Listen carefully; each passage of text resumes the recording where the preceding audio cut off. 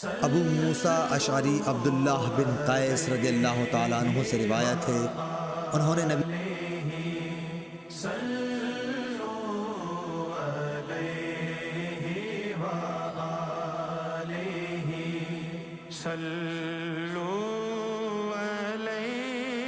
کریم صلی اللہ علیہ وسلم سے کہ آپ نے فرمایا کہ مسلمانوں اور یہود و نصارہ کی مثال ایک ایسے شخص کی سی ہے کہ جس نے کچھ لوگوں سے مزدوری پر رات تک کام کرنے کے لیے کہا۔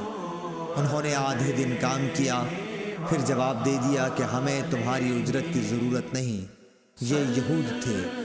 پھر اس شخص نے دوسرے مزدور بلائے اور ان سے کہا کہ دن کا جو حصہ باقی بچ گیا ہے، یعنی آدھا دن، اسی کو پورا کر دو، شرط کے مطابق مزدوری تمہیں ملے گی۔ انہوں نے بھی کام شروع کیا، لیکن عصر تک وہ بھی جواب دے بیٹھے، یہ نصارہ تھے۔ پس اس تیسرے گروہ نے، جو اہل اسلام ہیں، پہلے دو گروہوں کے کام کی پوری مزدوری لے لی۔ صحیح بخاری حدیث نمبر 558۔